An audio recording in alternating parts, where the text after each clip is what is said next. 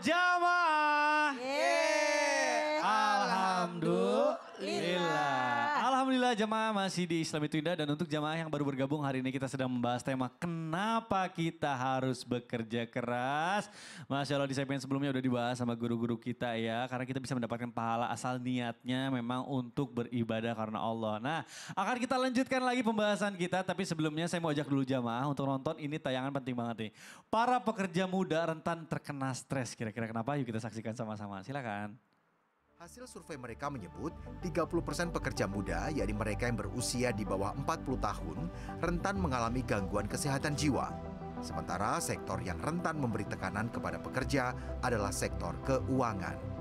Peneliti utama dan inisiator Kaukus, Dr. Ray Wagyu Basrowi menjelaskan, pekerja dengan usia lebih muda di bawah 40 tahun 2,4 kali lebih berisiko mengalami kurang energi dan kurang aktif bekerja karena faktor stres 33%. Waduh, ini apa ya challenge tambahan lagi nih buat pekerja nanti generasi apa ya setelah Gen Z itu ada Gen Alpha lagi. Mungkin akan tantangannya lebih berat lagi gitu ya. Karena ya benar juga apalagi dari sektor keuangan tuh pusing mikirin uang orang lain pas giliran uang kita nanti jadi kepusingan gitu ya. Ustaz Syam, nah ini masih berkaitan sama tema kita di pagi hari ini nih Masya Allah. Sebenarnya ada gak sih apa ajaran gitu di dalam Islam atau guidance-nya gitu supaya kita itu bekerja tapi kita tuh nggak stres gitu. Tapi kan sekarang tuh kayaknya mustahil kalau kita nggak kerja di bawah tekanan, di bawah pressure gitu ya. Selalu ada aja gitu ya tantangannya. Nah apakah ada ajaran Rasulullah gitu ya supaya kita tuh bisa dapat dunia, tapi akhiratnya juga dapat. Nah gimana? Mohon tutorialnya. Baik, bismillahirrahmanirrahim. Tabe guru kami Ustaz Lulung, Ustaz Maulana, Mas Bikdat serta guru-guru kami yang dimuliakan Allah Subhanahu wa taala. Al-Qur'an surah Al-Baqarah ayat 200. أعوذ بالله من الشيطان الرجيم الله فإذا قضيتم مناسككم فاذكروا الله كذكركم آباءكم أو أشد ذكرًا فمن الناس من يقول ربنا آتنا في الدنيا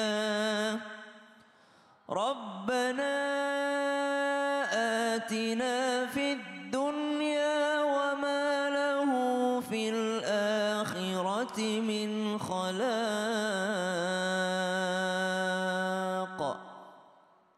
Ayat ini menyinggung orang-orang yang sekedar mencari dunia saja. Dia tetap kembali kepada Allah tapi mintanya dunia aja. Rabbana atina fid dunya. Dia pengen dunia. Wa malahu fil akhirati min khalaq. Ya udah dikasih dunia sama Allah tapi ya sudah sebatas dunia. Padahal hidup ini bukan hanya di alam dunia. Setelah alam dunia masih ada alam barzakh, alam-alam selanjutnya sampai ke akhiratnya Allah. Sehingga lanjutan ayatnya wa minhum may yaqul rabbana atina fid dunya hasanah wa fil akhirati hasanah wa qina adzaban nar. Minta kebaikan dunia tapi jangan lupa minta juga kebaikan akhirat dan terbebas daripada api neraka. Adakah tips bekerja dalam Islam sehingga bisa dapat akhiratnya dan juga sekaligus dapat dunianya? Maka konsep rezeki dalam Al-Quran itu ada beberapa. Yang pertama, wa may yattaqillaha yaj'al lahu makhraja wa yarzuquhu min haitsu la yahtasib. Bagaimana caranya dapat rezeki yang mengalir? Satu, takwa. Takwa itu apa sih? Menjaga aturan yang telah ditetapkan oleh Allah Subhanahu wa taala. Kalau Allah bilang ini halal, halal. Kalau Allah bilang ini haram, haram.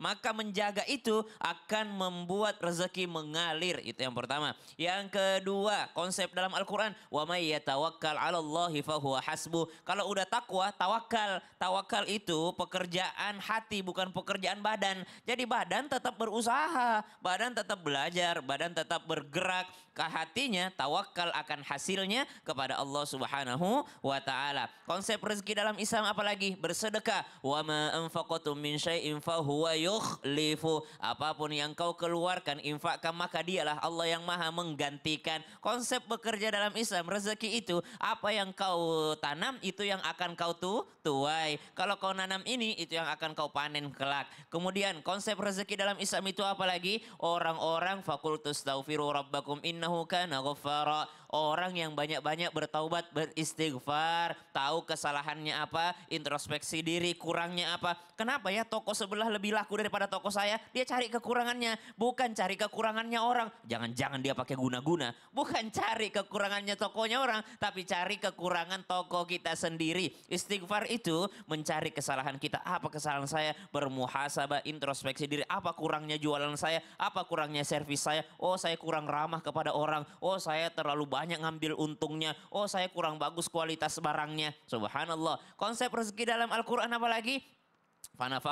Di dalam Al-Quran disebutkan wahuzi ilaiki bijid'in nakhlati tusaqitu alaiki rutaban janiya. Ada Maryam yang ketika habis melahirkan diperintahkan sama Allah menggoyangkan daripada pohon kurma itu supaya jatuh buahnya. Ini konsep rezeki apa ini? Berusaha.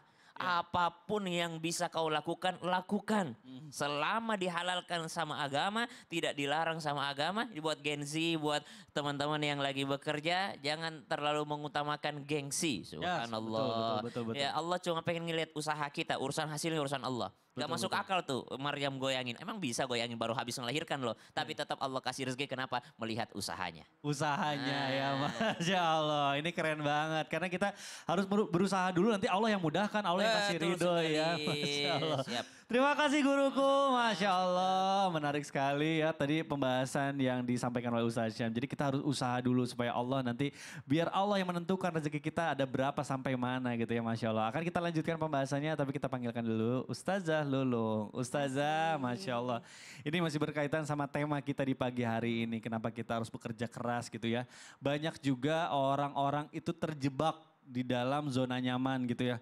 Kok aku tuh kayak udah kerja tuh kayak gini-gini aja gitu ya. Tidak ada dipaksa tidak bisa mengembangkan diri gitu ya. Tapi ada orang-orang juga yang mengambil resiko itu gitu. Pindah misalnya ke tempat lain tapi di sana pekerjaannya lebih sulit kita. Nah kalau di dalam Islam sebenarnya lebih kita tuh stay aja di tempat yang aman atau kita harus mencari sesuatu yang lebih lagi. Gitu ya? Iya, ini mohon penjelasannya Ustazah, silakan. Kasih Kak Mikdad, Ustadz Syam, Ustadz Maulana dan Bunda-Bunda Soleha serta Ayahanda dan pemirsa yang ada di rumah. Alhamdulillah Rabbil Alamin sampai hari ini kita masih diberikan kesehatan ya enggak Bunda? Masih diberikan yang namanya keberkahan hingga kita bisa datang di sini ngaji bersama-sama. Islam itu indah. Jamaah oh jamaah Alhamdulillah. Jadi ada orang bekerja. Apakah tetap aja di situ zona nyaman tapi nggak berkembang? Atau pindah deh agar lebih berkembang tapi malah tambah sulit. Nah inilah. Kalau di dalam hadis Rasulullah bersabda. Bismillahirrahmanirrahim. Innallaha khalaqa kulla syai'in biqadarin. Sesungguhnya Allah telah menciptakan segala sesuatu sesuai dengan ukurannya. Kalau emang bukan ukuran kita, kita nggak bakal mampu. Maka kita juga jangan paksain diri. Kalau memang kita bisanya sampai 10, ya udah jangan sampai 15. Nanti yang ada kita sakit misalnya.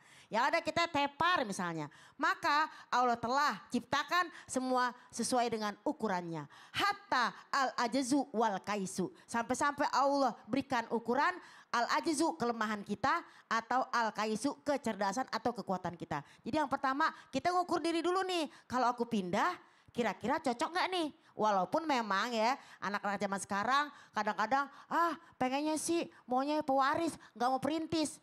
Ya kita harus bekerja. Ya kali kita pewaris Jemaah. Jadi memang bekerja keras itu adalah ajaran Rasulullah SAW. Jadi yang pertama memang sudah sesuai ukuran. Yang kedua kita itu yang namanya bekerja emang gak harus selalu nyaman. Kalau pengen berkembang ya kita harus berani. Karena apa? Emangnya kamu donat yang diam aja langsung berkembang. Kita harus bergerak agar kita berkembang. Donat, kan adonan gitu ya. Kalau didiamin berkembang kan kalau donat ya gitu. Kalau ibu kan bukan donat. Adonan. Nggak pernah bikin kue nih. Yang kedua, di dalam hadis nyatakan ihris alamayan fauka. Yang penting berusaha dulu. Seperti guru kita nyatakan usaha aja dulu. Bergerak aja dulu agar mendapatkan manfaat.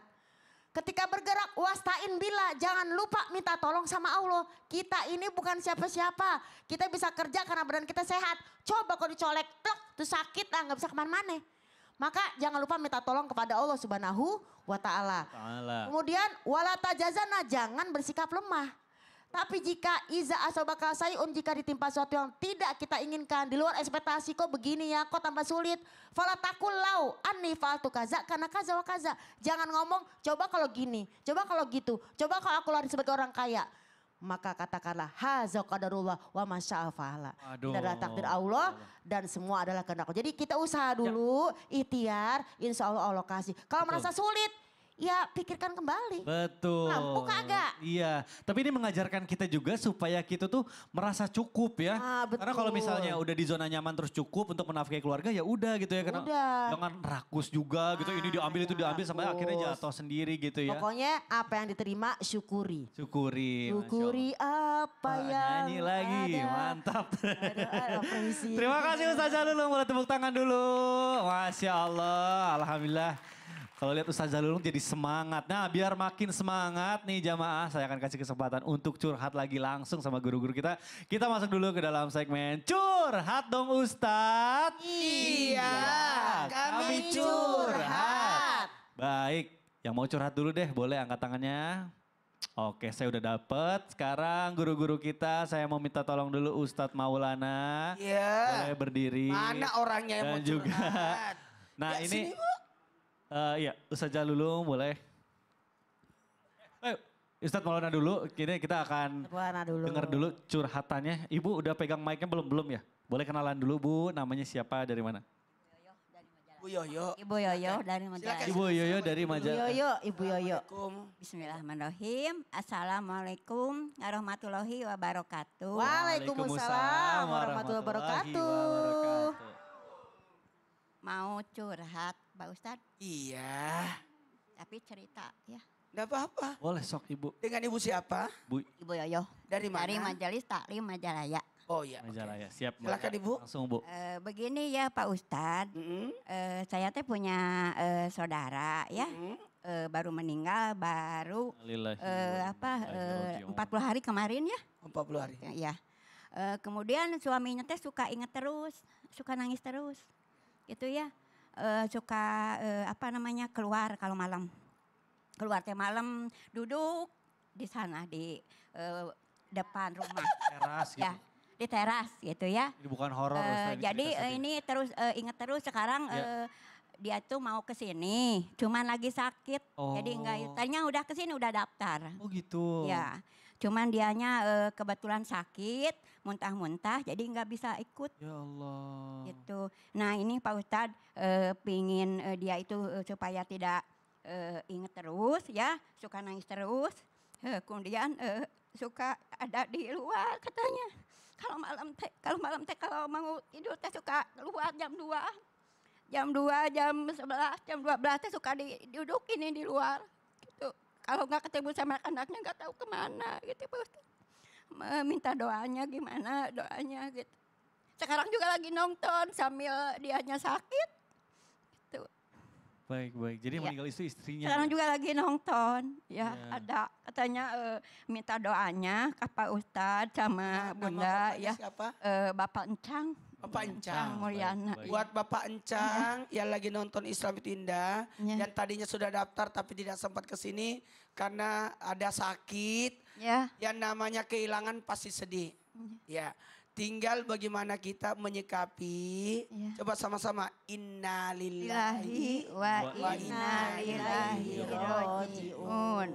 Jadi Pak Encang banyak-banyak baca Quran. Ya. Kalau lagi ingat istri bolehlah dibacakan surah Yasin. Iqra'u Yasin ala mautikum. Ya. Bacakan Yasin untuk orang matimu. Ya. Dengan membacakan Yasin niatkan pahalanya untuk almarhumah. Ya. Nama itunya yang meninggalnya En Rohayani. En Rohayani. Ya. En Rohayani Mohon namanya. izin, jadi doakan.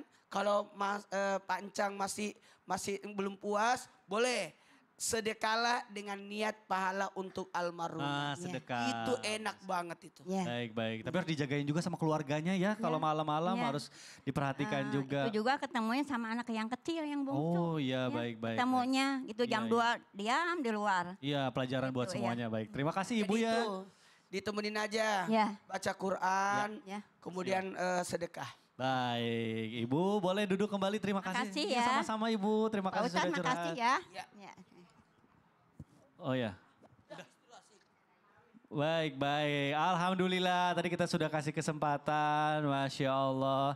Mungkin itulah ya di pagi hari ini kita satu aja yang curhatnya nanti di lain kesempatan. Sekarang kesimpulan oleh Ustadz Syam dan ditutup oleh doa. Suatu ketika Nabi SAW menjumpai para sahabat dan ada salah satu sahabat yang dalam keadaan murung tinggal di dalam masjid. Ketika dilihat keadaannya Nabi tahu banget ini masalah rizki nih, masalah pekerjaan nih. Lalu orang ini pun bertanya kepada Nabi minta amalannya. Nabi pun mengajarkan doanya, Allahumma inni a'udzubika minal hammi wal hazan wa a'udzubika minal ajizi wal kasal wa a'udzubika minal jubni wal bukhl wa a'udzubika min ghalabati daini wa qahrir rijal. Nabi mengajarkan yang pertama terhindar daripada keresahan, kegalauan, gamon, gagal move on dan juga kesedihan. Kenapa? Karena kalau sedih terus susah untuk bekerja kerasnya, susah untuk bekerja cerdasnya, galau mulu subhanallah. Jadi susah dia untuk memperbanyak daripada kecerdasan ataupun pekerjaannya. Kemudian berhindar daripada kemalasan. Kalau males mau terbuka lapangan pekerjaan gimana pun karena orangnya aja yang males subhanallah. Sehingga tadi ada pesan dari para presiden yang penting mau subhanallah. Kenapa? Karena rasa malas ini yang menghancurkan. Kemudian terhindar daripada pelit karena kalau orang pelit itu nggak ada yang senang sama dia. Jangankan manusia, binatang pun nggak suka sama orang yang pelit. Kucing pada kabur, semua binatang pada kabur kalau ketemu dengan orang pelit. Lalu setelah itu berlindung daripada kezaliman, daripada hutang piutang. Wallahu taala alam.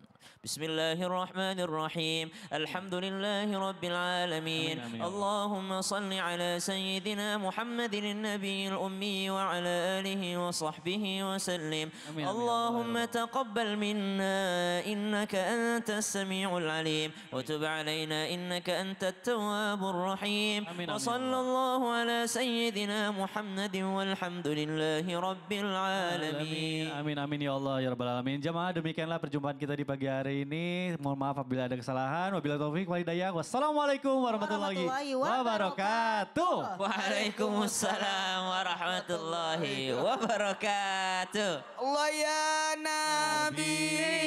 Salam alaika